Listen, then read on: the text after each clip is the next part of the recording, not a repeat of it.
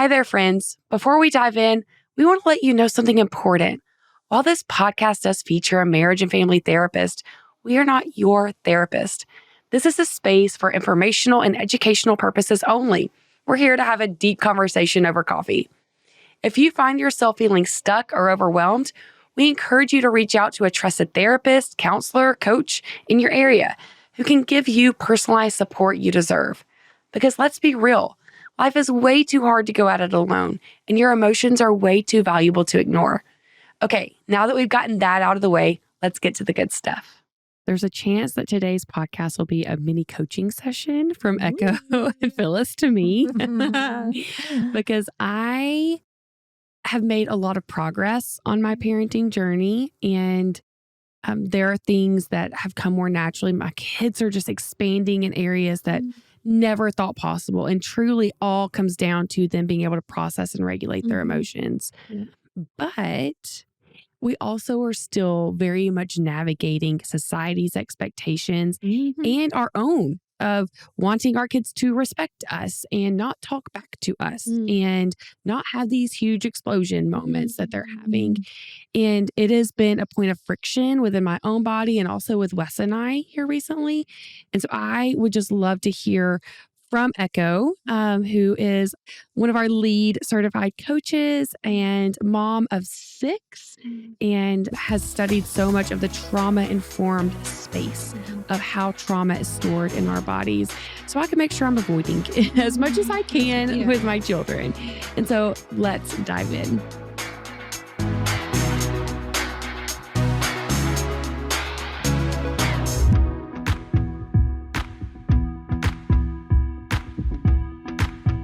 Thank you for being here, Echo. Phyllis, I know you always kick us off. Do you want to? Oh, I'm just, again, I think we were standing in the kitchen and this was a conversation that we had. And yeah, I don't want to give away too many spoilers. And I thought when you said a mini coaching session, I thought you would kind of prepare our audience today that you may be just offended by what we talk about today. I think there's some pretty big hot topics when it comes to parenting that we are not comfortable just exploring. So I think my ask of you today is that you open your mind to this conversation and get curious. If your body is pushing back, get curious as to what's happening for you in this conversation and listen to it multiple times. If you just get triggered by things that is talked about today, as always, send an email if you need to share your thoughts. And then we always encourage book a session with Echo to kind of talk about your specific family dynamic. But yeah, I don't want to do any spoilers, so I'm not going to give the title away of what I had said. But if you want to start there, then you start with that title. Around punishment? Yeah. Well, I mean, culturally, what we've been told is that we are the enforcer of the rules. We are the punisher. Like, that's our job as a parent. My job is to punish my kids until they have better behavior. And we don't know how to talk about it in any other way. We don't know how to look at it in any other way. And so when we're introduced to the concept of that is actually not serving us, that punishment, the punishment cycle, punishment-oriented parenting is not serving our children, our families, or our society. I've literally had people say, well, if my job isn't to punish my kids, what the heck is my job? What's my job? I don't know my job title. I don't know my job description, because that's the job description I was given when I had children, was that it's my job to punish them into good behavior so that they'll grow up to be good humans, good adults. And that's, oh, sorry, I'm kicking your water over. That's very real. I mean, I've had people literally ask me that in coaching sessions, because if you take that job description out, they have nothing to replace it with. They've never been exposed to a different form of parenting. And so it's extremely disorienting and terrifying, because if I take that tool from you, how do I show up tomorrow? Just like what we talked about earlier, if I can't trust all of my thoughts, how the heck do I get out of bed in the morning? What's the first thing I do to start my day if not all of my thoughts are true? So if you take away punishment, how do I show up? How do I interact with my kid? How do I help them be a good person? How do I ensure that they grow up to contribute to society? We don't have a story to replace that story. So that was what we talked about a few weeks ago in my kitchen, I believe. Yeah. And another thing we talked about while the camera was off was the idea of movement. And that's related to our own health as adults as well. So one of the things, one of the medicines that was taken from us decades, maybe centuries ago, was dance. So dance is actually a very healing way to move the body. It's necessary. It's medicinal. It moves emotion. It moves trauma. It integrates and alchemizes and transmutes. But dance was moralized at some point. And so it was taken from us. And so we don't know, a lot of us don't even know how to dance. You turn on music and literally our bodies are frozen. And so we don't know how to move our bodies to music or to have the music within our own minds that we would move our bodies to. We lost that instinct. We lost that connection to self, that connection to body. But it's the same with our kids, which is part of also what we were talking about in between episodes, was we are constantly trying to get our kids to control themselves, to be still, to be quiet. So when we're born, we move instinctually. If you watch 1-year-olds, they move their bodies in real weird ways. It's because they're connected to their instinct still. And so they're moving in the way that they know their body needs to move. So my 1-year-old contorts constantly. He gets into the weirdest positions. He hangs upside down. He does the downward dog. He rolls around. He kind of will flail and roll his body on the floor in the middle of, whatever else we're doing. Like we're having dinner and he wants to be on the floor rolling his body. Well, it's because he's connected to his body. He's connected to his instincts, and his body is telling him that in this moment, I need to do this weird rolling thing on the floor because that's what's going to keep me regulated. That's what's going to move the emotion. That's what's going to move the sensation. That's what's going to help me feel good. That's my medicine. My medicine right now is to roll in really weird ways on the carpet in the living room. But we as adults have been programmed, right? And so we're trying to follow the rules. I'm trying to stay in the chair and eat the dinner because that's the rule, because that's what I was told was the rule when I was 3. And so I think my job is now to get him to sit in his chair at 1 year old and eat the dinner and follow the rules. And so we slowly are disconnecting because we ourselves are disconnected, slowly disconnecting our children from their bodies, from their instincts, from what they naturally are designed to do, which is to keep themselves regulated, to know how to interact with their environment and with their caregivers and with themselves, to move emotion through, to be with sensation, to be with need, to be with body. They naturally know how to do that. And we think our job is to get them to stop doing that. Well, I also just want to go to a restaurant. Oh, absolutely. And have a nice lunch. Absolutely. Without my kids knocking over tables next to us because they want to swing on the table or fighting in the booth. And so I think that is where a lot of the friction comes of there is pain as the adult who has been taught to sit still to eat my dinner, to have kids that we want to give them freedom to figure out what their body needs. And so these two things are very counteractive and create a lot of pain. And there are situations that, one of the reasons, the one church that I found here I really want to go to that I like, the kids are in service with adults. Nope, not doing it. Not doing it. My kids can't sit still that long. And so then I'm like, am I a bad parent? Because my kid can't come and sit in a pew for an hour and a half and listen to somebody speak. They can't, or they won't. I don't know. And so then I get a shame spiral of I'm the bad parent because my kids can't sit still. So it's a lot of just stories. There's a lot. Yeah. We're really struggling over here right now, Echo. I actually wish Wes was up here. I told him last week, I was like, I think you need to book a session with Echo. Okay. Tell me what's the struggling word? What's the struggling word is how to navigate this new idea of connection over consequence. Okay. And because consequences, while they did create a lot of pain for me, and I shouldn't say consequences, I was punished. Punishment was my experience. I am a fully functioning adult that's a hard worker, has grit, and gets things done. I am respectful of other humans. So it's easy for me to like, it worked. I'm using it in Mhm. quotation marks, like it worked. Yeah. And now I'm trying to raise my kids without the same punishment that I experienced, which was for my house. And I have fear in sharing this because I don't know, my parents are still, it's easy. I don't know. Sorry. This was my experience. Like we had rods, like literal sticks that we were spanked with, or a leather belt or whatever. And it was a very expected how we can operate in our home and how we show up, or there's intense punishment. Yeah. And so to now separate that and be like, I'm not going to operate like that with my kids, but my kids are talking back to me. And I've told you how many times to put your shoes on before we have to walk out the door. And I'm late everywhere I go. So then like Wes is upset because I'm always late because I've told the kids 20 times, or not 20, but you know, I hear that. to listen to me. I need you to just take the shower and get in the bed. Why are you fighting again? Like, I feel like there are other parents that are in this same situation of me of like, I am losing my mind over here.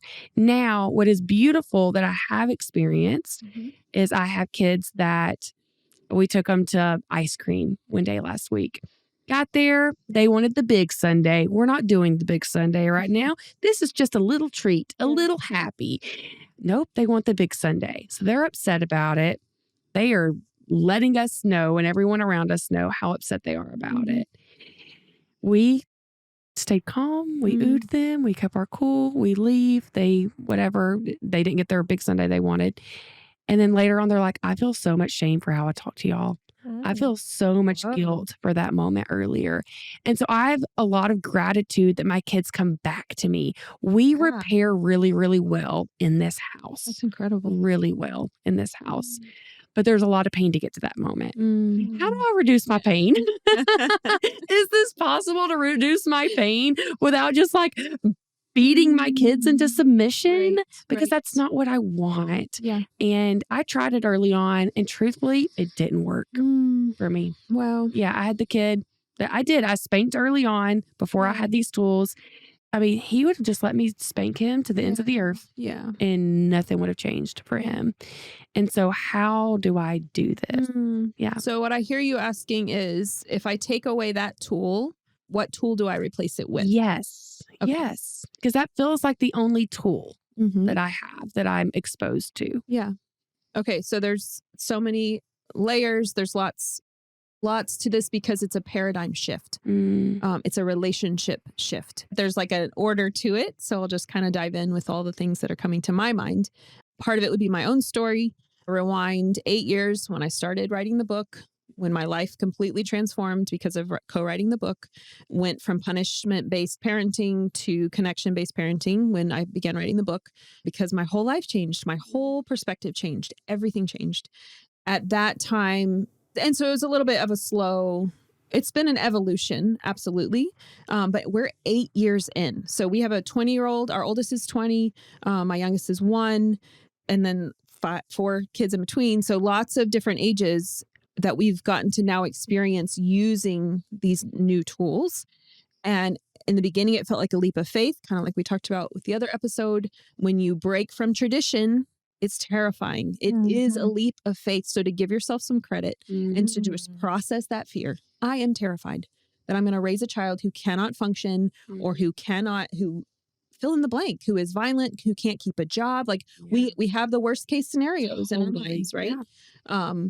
And so to be honest with yourself about that, like to just acknowledge and give yourself credit for that, be with that, and to know how brave it is to break from tradition. So be with that.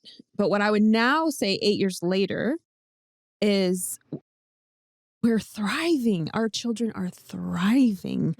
And that shouldn't be possible based on the information that I was given early on. Because what I was told, like we've just acknowledged, if you don't punish your kids, they become bad people. Yes. That is the narrative I was given. That's because that's the culture we live in. Totally. You hear it everywhere. Literally everywhere. And it's the mom's fault. Of course. If there's a school shooter who literally, like, that is worst case scenario, it is the mom's fault. She should have punished them enough. Yeah. Like, It's the mom's Yes, fault. it's a devastating narrative. Yeah. In fact, this is a lot of trauma. This is I'm going to say it. Okay. This week, news came out. A man that had mental health. Yeah. So super sad situation. He had just left a treatment facility. He was waiting for insurance to cover another one. Suicidal. Killed his entire family. His entire family in the night. Yeah. And literally it was the mom's fault. Reading the comments, the mom failed. The mom failed the kids. The mom failed. And so there is so much pressure. Yeah. Yeah. To not F this up. Yeah. There's so much pressure. So just to acknowledge that that's just a story, as in the fact that we've been told that it all comes down to you. Yeah. What you do. That's a lie. That's a story, because we're communal creatures and we live in communities. And so it's a communal failure when there's that much violence, when there's that much loss. It's because the society is failing. It's not because the mom is failing. The mom is part of a system, is part of a structure. And the structure is what's failing, not the mom. Yeah. So feels important to say that. Yeah. No, I think it's good to hear that and be reminded of that. And also to like have a community that can speak into that as well. Yeah. Yeah. So if we kind of backtrack, just acknowledging that it is leap of faith, because we are breaking from tradition. And the only reason I speak about it with such confidence now is because 8 years is a long time and 6 children is a lot of children. And so to see the fruit that has come with all 6 of my children over an 8-year, not all of them are 8. Some of them came along after that.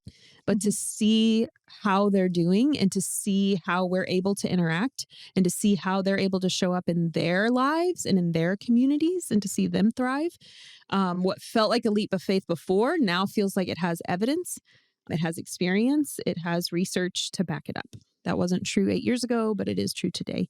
So a few of the tools, and we don't have enough time, so we'll have to do another episode because there's too many, because it is a complete paradigm shift, right?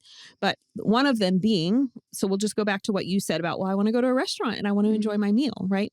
So one of them would be, you are in a relationship with your kids. It is a partnership. That's blasphemy, right? To say that you're in a partnership with your kids is not culturally acceptable because we live in a hierarchical structure. And so what we're told is, no, you're at the top, which means you're in charge, which means it's up to you to punish because you're in charge. And then they just need to cooperate, comply, obey, or be punished. That's the structure that we were given. That's not ancient wisdom. That's not indigenous wisdom. That's not embodied wisdom. That's just the system that we live in currently. And so both through modern science, modern research, and through ancient wisdom, what we start to notice is that there actually is a different way of relating. So just because I'm older doesn't mean that I'm above you. Just because I'm older doesn't mean it's my job to punish you. We are in a partnership. We share a home. We share a life. We overlap. Our lives overlap. I have my life, you have your life, and our lives overlap. What my job actually is, because I am in leadership, okay? I'm not over you, but I am in leadership because I signed up to be in leadership by having children because I didn't know any better. Exactly. I didn't know what I was signing up for, right? So what we've been told leadership is a bit of a side note, but it feels important. That's what we've been told leadership is I'm up here, you're down here, and it's my job to punish you. Look at every system, every societal system in the Western world, in the modern Western patriarchal world. That's the structure. I'm up here, you're down there, and it's my job to punish you. So of course we're living that out in our families. Of course we're doing that with parenting. It's the only structure we know, right? What's actual leadership? Leadership is I am beneath you. I am responsible. I am here to hold you up. I am here to support you because that's what I signed up to do, right? So it's literally the inverse. It's the opposite of what we've been told. We've been told, I'm up here, you're down here, my job to punish. But the reality is, and what actually works to create health and vitality is I signed up to be responsible. Therefore, I'm under here holding you up. I am your support system. I am your support structure. And at some point that will evolve. It will evolve every year that they're alive because they become more independent. Most of them eventually move out. So you don't have the same dynamic anymore the way you do when they're 1 year old. But it's literally the inverse of what we've been told. And that is what children need from us. They need multiple things, right? So they need the support. They can't offer it to themselves. A 1 year old cannot offer their own support. It's my job. 5 year old can't either, but they can a little bit more than they could when they were 1. So we're slowly evolving, right? From 1 to 20 years old, we're slowly evolving. Okay, so they need that support. They also need to be co-regulating. So one of the things we talk about, I think in the book, but just in the psychology world, the trauma world, is the idea, and there's multiple ways to talk about it, and it's very layered, but mirror neurons. Do you guys ever talk about this? We talk about it. Okay. So mirror neurons. So if you think of it through that lens of like, okay, I want my kid to be a good person. How do I teach my kid to be a good person? Be a good freaking person. That's how you teach your kid to be a good person, is you be a good person, right? You embody the life that you want for them, or the values. You embody how you want them to show up in the world. That's your job. Is it a guarantee that they're going to then be exactly like you? No, it is not, because they're going to live out their own values, hopefully. But for you to embody your core values and how you yourself contribute to society, that's going to show them how to stay connected to their core values and to contribute to society in whatever way they were designed to have their core values and to contribute to society. Does that make sense? Yeah, I feel like my kids mirror very easily all the things I do wrong. They do not mirror like the other parts. And I'm just like, sometimes they'll say things, where did you even get this? We've never said anything like that in our house, or moments like that where I don't even know who you are. How did you get this way? I had those moments. Absolutely. And so I feel like the mirror neurons work really well in my like hard moment states, so that they're picking that up when they mirror that back. Ew, that is painful. But there are other parts of them where I'm like, I think some of it's just they're kids and they're learning and they're curious and they say things. Totally. And giving them that grace as well. Yeah. But it is hard sometimes to be like, how did I get these kids? Like, who are you? Absolutely. Okay. I have those moments where they'll say something. And of course, they're at school, like all but the 1 year old goes to school. And so they're around hundreds of people and they're hearing hundreds of conversations. And so there are times where I'm like, wow, where'd you learn that? Where'd you hear that? The more you can lean into curiosity in those moments, the better, though. Because of course, we're reacting based on the stories in our head. It's not reality. So they say something, I feel triggered by it. I feel an emotion about it, and I make it about them. It's not about them. It's about my pain. It's about my discomfort. It's about my shame. Because the thing they said in and of itself is neutral. It doesn't have the same story connected to it for them as it does for me. So they say something, I get triggered. I then make it about their behavior. It's not about their behavior. It's about my emotion. Yeah. So my job is to regulate myself, not to change their behavior, not in that moment. As a trend, long term, yes, of course. Do we want them hitting people? No. Do we want them breaking people's things? No, we do not. There are standards, there are expectations. But as far as what happened in that moment, even I think you mentioned a minute ago, the idea of them talking back. But slow that down too, right? Talking back is a story. It's a societal structure. It's a societal expectation. Like even the phrase itself, talking back. And so if we could give that new language, if we could rephrase that, what are they actually doing? They're expressing an opinion. They're expressing an emotion. They're expressing a need. So if we can remove the language talking back, because all that's doing is reflecting that same structure where I'm up here and you're down here. And there's certain expectations put on you that are different than what are put on me because I'm up here and I'm going to punish you if you don't meet that expectation. That's just a story that we were given. That's a paradigm. That's a structure that we were given. That's a belief that we were given. What's actually happening here? What's actually happening is there's two humans in a room, and one of those humans has said a thing that the other human is uncomfortable with, that triggers pain in the other human. That's all that's actually happening here. And so for you as the adult, because you are carrying the responsibility, because that's what you signed up for without knowing what it meant. And how heavy it was. How big. Your And how job, long? How long? Yeah. your job is to self-examine, right? Interesting. That's painful for me. When that person, because they're just a person, right? Yeah, they're your kid. They're just another person. Okay, so something that person did triggered something in me. It has nothing to do with that person. It has to do with me. It has to do with my beliefs. It has to do with my emotions. It has to do with my trauma. It has to do with my body. And so getting curious about me. What is that saying about my history?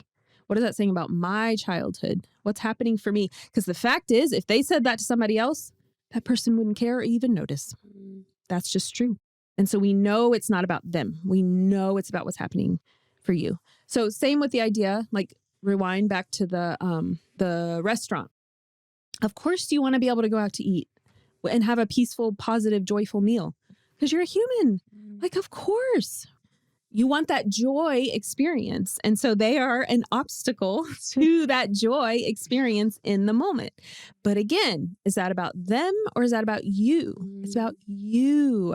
So we want the attention. We want to process what's happening for you.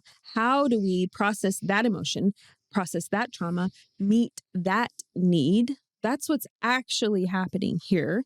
It's just that they happen to be the example of the obstacle, just like that plant could be an obstacle. I'm trying to walk that way. I can't. The plant is in the way, but it could be any other thing. It could be you. It could be that plant. It could be that light. It's not actually about the plant. The plant is just, it's in my way. So it's about me. It just happens to be the thing that's in my way. So being able to be honest about that, of like, okay, is this a moral issue? Is them not being able to sit still for an hour a moral issue, or is this an obstacle to my joy? Which one is it? And then we have to be honest. And what's true, the honest answer is they're an obstacle to my joy in that moment. And that's okay. It's okay to be honest about that. It's okay that you're a human. It's okay that you want that and feel that. So it's like responding to yourself with curiosity too, and compassion. Because it's so easy to go into the judgment spiral for ourselves of like, well, what is my problem that I can't just be happy in spite of my kids jumping and falling and right and not being able to sit still, right? Nah, let's not spend our time there. Let's not spend our energy there. Like, let's just in have the compassion. judgment place. Yes, exactly. Just have compassion and curiosity and go, okay, interesting. So there's a need. So the need is to have a joy experience at this place and with this food or with these people, like getting to have community, getting to have connection, getting to have pleasure, getting to eat good food. And we can have compassion for that. There's also, though, another thing that's coming to mind and something that we've leaned into more and more is collaboration, co-creation, cooperation. So that can't come in the moment. It can't happen in the moment. It has to happen at other times. But that's something we've seen as well, where when I'm intentional enough, when I remember enough, when I am mindful enough to say, here's what's happened, like here's a situation in our life. I'm a real person, expressing that I'm a real person, expressing what's happening. I'm astounded by the way they are able to show up from a very young age. Like even our 6-year-old, who is strong-willed. She's our only strong-willed of 6 children. Wow. I'm 4 for 4. Wow. I've heard of that. But I'm strong-willed. So I kept thinking one of them was going to be like Wes and be chill. I don't have a chill bone. So then you have 6 of my 6-year-old. So no wonder. Yeah. It's so intense all the time. It's so hard. Yeah. Every moment is so big. hard. Every moment is big. Yes. Big, big, big. Okay. I feel you. I'm with you. I love you. Yeah. Because we're losing it over here. Of course we're processing a lot of emotion over here. I'm losing an island one. Absolutely. Yeah. Abso-freaking-lutely. Yeah. I'm with you. I love you. Yeah. I wish I could just, Okay, let's see. What was I saying? Oh, I'm astounded though, the way she's able to show up, even with her age, even with her strong-willedness, that if we address issues outside of the moment, how, like her suggestions, like the fact that so for example, she takes piano lessons. This is the story I wanted to tell you about recently. She takes piano lessons. She loves piano. She's great at it. It comes naturally to her. She's been doing it for a year. I was called in for a meeting a few weeks ago where her teacher told me she has stopped cooperating. She refuses. She will literally sit forgive me if she'll probably hear this someday. My child will hear this someday. I apologize for talking about you. But it's such an incredible story. So she will literally sit, because of her strong-willed nature, with her hands folded in her lap for minute after minute after minute after minute of this 30-minute lesson that I'm paying for, right? Refuse. She loves piano. Like, what the heck? So the teacher calls me in. She's like, I wanted you to know that this is what was happening. I wanted you to know that she has been cooperating less and less and less. And then I just wanted, first of all, just for your own awareness, but also, is there a solution? Because I hate that you're paying for these lessons and she's not doing the lessons.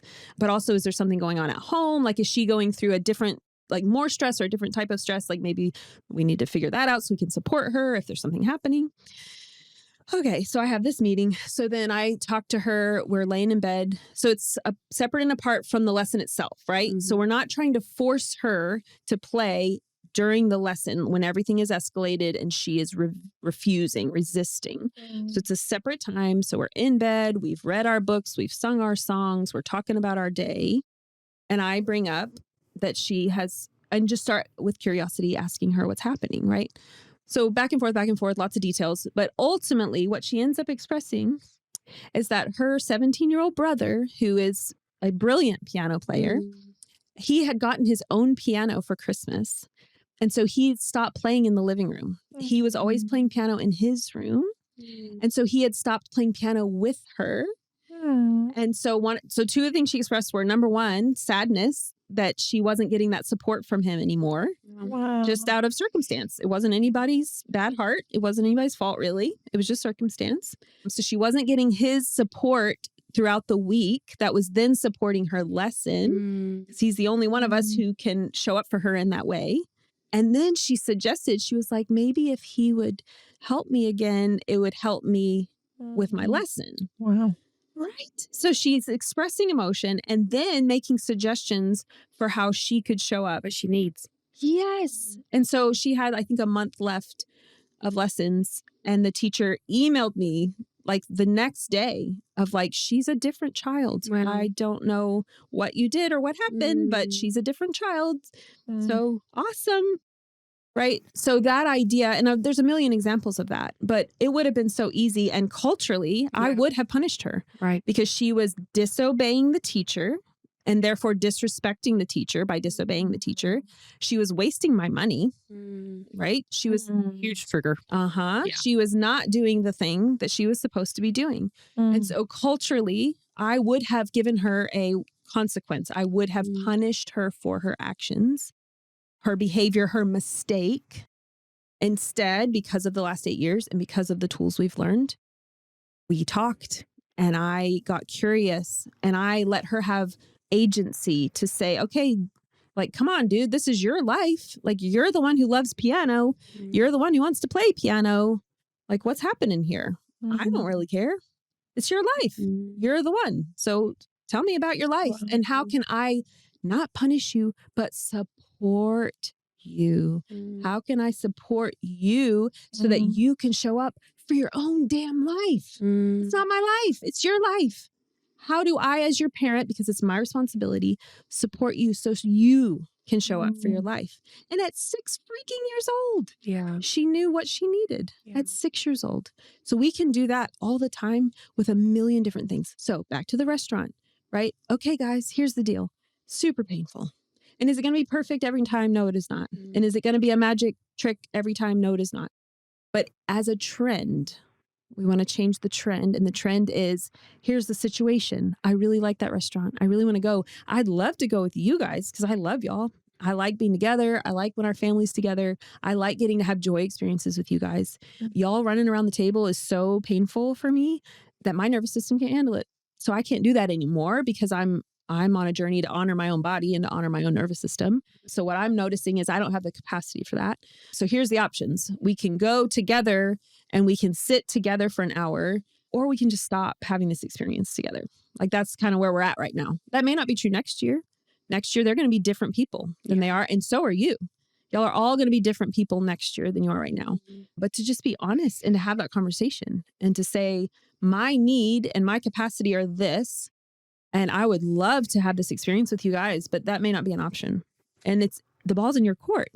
So you can choose, you can show up in this way. I'm here to support you. So like if there's something that would help with that, if we brought a deck of cards, if we went to a playground first so that you could run around for an hour, or to a playground after so you could run around for an hour. So, fill in the blank. There's a million ideas. There's a million things that may be the answer.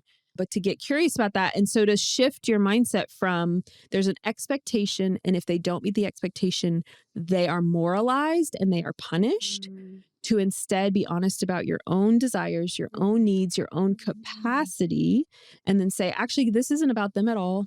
This is about me. And so what do I need? I either need to stop going with them for now, not forever, for now, or I need to collaborate with them so that the experience changes, the situation changes, so that we can go together in a way that I have the capacity for. Yeah. And that takes a lot of compassion. Yeah. It takes a lot of curiosity. Yeah. That's good. And that is something that we definitely have gotten better when we can slow down. And that's a huge part of it. Absolutely. Is the slowing down when you are, especially for people that are listening, like you work all day, you're high achievers, like you're creating a lot, you have multiple kids. I mean, even today, Wes is having to run to the school. He had to go sign papers. He had to go back to take $5. She didn't even need the $5. Oh, no. It's just like all of these different things all the time. Absolutely. And we do so good until we break. For so right. And so it is really good to like utilize these tools. And I would say the biggest shift that has happened, while I am being very vulnerable here and saying my home is not operating like a machine, which we're not robots. Right, so we're not supposed to. I think there's shame in that. I feel like I am supposed to just operate perfectly all the time. And my kids are supposed to operate perfectly all the time. But my kids are equipped in ways that I was not as a kid. And for them to be able to share last night, my youngest going to be goes, oh, I'm feeling sad about this. And I'm feeling happy about this. Like they will share with me what's happening in their body. And these disruptions don't happen as frequently as they did previously. And so I encourage anyone that's listening, if you're not already using these tools with your kids, if you're not getting curious with yourself. And so what you're describing, Echo, what's happening for me first before I push this onto my kid? What's happening for me? If you can't access that, you need to be doing the wheel with yourself more often. And if you haven't already downloaded the wheel, or if you haven't recently, go to the link in the show notes, get the wheel. So in those moments, you can slow down. You can access the emotion that's firing for you, because then you can create connection with your kid.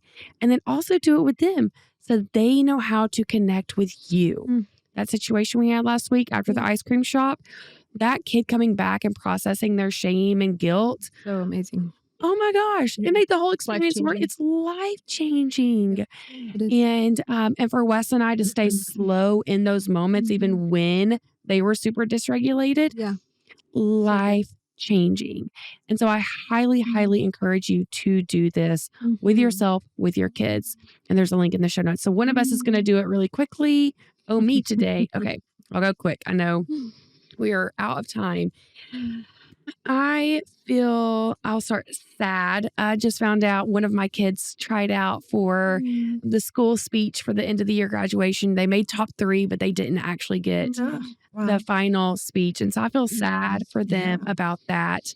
And I usually end with joy, but I'm going to do that first. Joy, or second, that they tried. And they even said, 5 years ago, I'd have never done this. I would have never. And it's truly because they have processed out their emotions. Like they are so connected with themselves. They are trying things they never tried before. So tons of joy there. I am having lonely in doing it all. Motherhood is super lonely. Running a business is super lonely. Just lots of loneliness in managing so much. Fear in that I'm doing it wrong, both with my kids and in growth, that I'm just not going to get myself where I need to be fast enough to help support people. Guilt, definitely guilt when I do miss with my kids, because they are very aware of what I do. And so when I miss with them, it feels bigger. And so lots of guilt. Again, we repair really well, but the guilt is still there when I miss. Shame. I have not worked out in the last 2 days.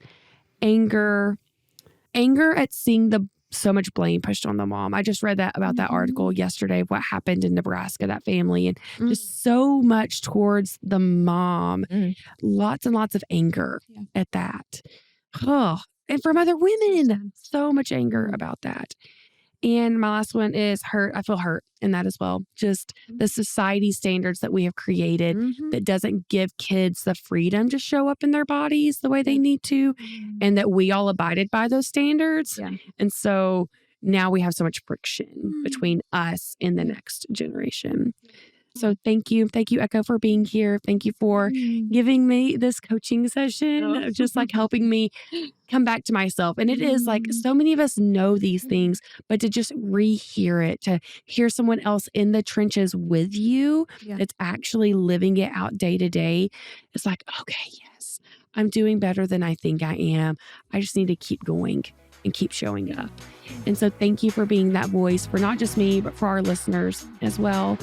To our community, thank you for showing up here every single week, for your support. There will be a link in the show notes where you can connect with Echo, follow her Substack, but also book a session if you're interested in doing so. And we do all of this because you need this. You deserve this. Let's do this.